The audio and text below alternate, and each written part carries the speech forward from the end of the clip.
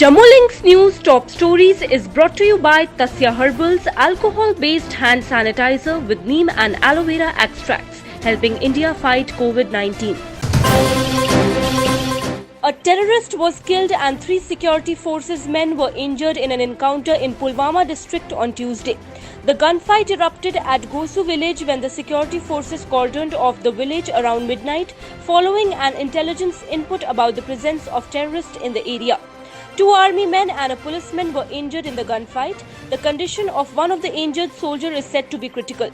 Mobile internet services have been snapped in the district as a precautionary measure. Over 4 lakh persons having symptoms of coronavirus were tested during the last nearly 4 months in J&K, out of which 8,675 turned positive as per the data released by the health authorities. Only 2.13% of symptomatic patients have been tested positive in J&K till date. It added, the first confirmed coronavirus case was reported in J&K on March 8th when a woman under quarantine at Government Medical College Jammu with travel history to Iran tested positive. The woman from Kargil who lives in Jammu was later cured and discharged from hospital.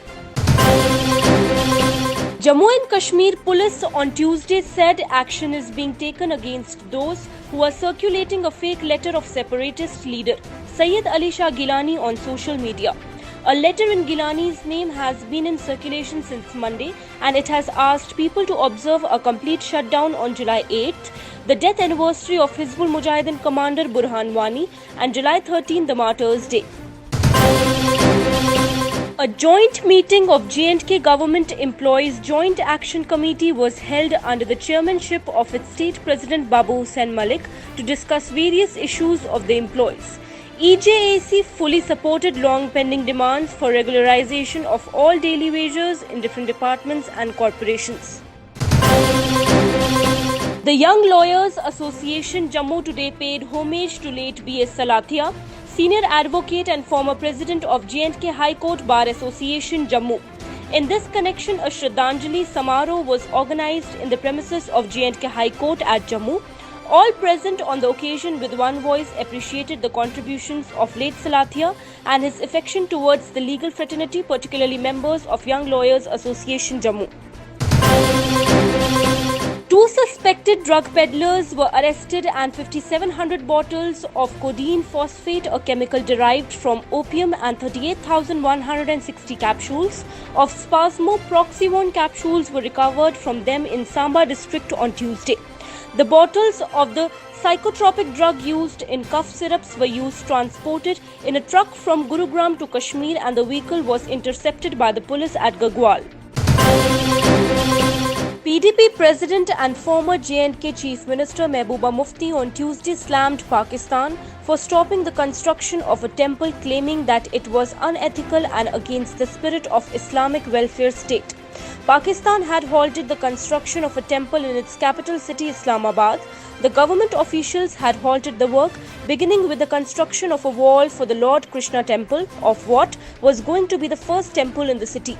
Mehbooba lashed out at the Pakistan government for the unethical act.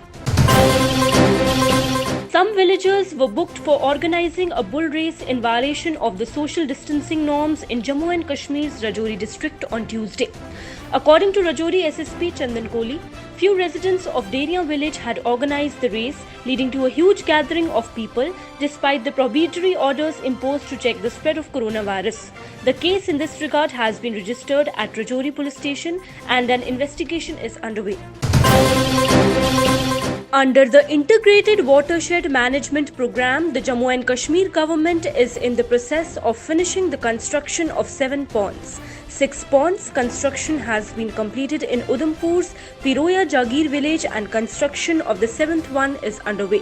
Not only does it solve the water problem in the village, but it has also generated employment for a lot of people. Around 50 to 60 people are working on this pond. Amid tensions with China, the Indian Air Force is carrying out nighttime combat air patrols over the eastern Ladakh sector, involving its fighter aircraft including the MiG-29 and Sukhoi 30 MKI along with its Apache attack helicopters and the Chinook heavy lift helicopters. Notwithstanding the strong winds and the chilling weather, The ground crew and pilots are flying using even very small windows when the wind speed is low. Air activities in the Ladakh area and other places along the China border has gone up extensively soon after the Chinese started building up and went up further after the Galwan Valley clash on June 15th, in which 20 Indian Army men lost their lives. Improving connectivity to the border with China, 3 new bridges have been built by the Border Roads Organization close to Leh in Nimmu, which allows movement of tanks and heavy vehicles right up to the front. The BRO looks after the 1,200 kilometers of the LAC in Ladakh sector, along with China, and over 250 kilometers of line of control and actual ground position line with Pakistan. BRO also maintains the airfields in Leh, Daulat Beg Oldi, Dois and Kargil, which are crucial for maintaining connectivity with forward posts and towns. India's COVID-19 tally raced past the 7 lakh mark on Tuesday after a single-day spike of 22,252 infections, 5 days after crossing the 6 lakh post, while the death toll breached the 20,000 mark. It took 110 days for coronavirus infection in the country to reach the 1 lakh, while just 49 days more to go past the 7 lakh mark. The Indian Army on Tuesday paid a unique tribute to Captain Vikram Batra, the Kargil war hero who made the supreme sacrifice while capturing Point 4875 during the Kargil conflict of 1999. A video posted on its social media account recited Batra's famous words, "Ye dil mange more," and featured people of all ages and from all walks of life saying, "I am Vikram Batra." I came home. 7th day of the 7th month. I am back. General Joe, told me one time, everything you want is on the other side of fear.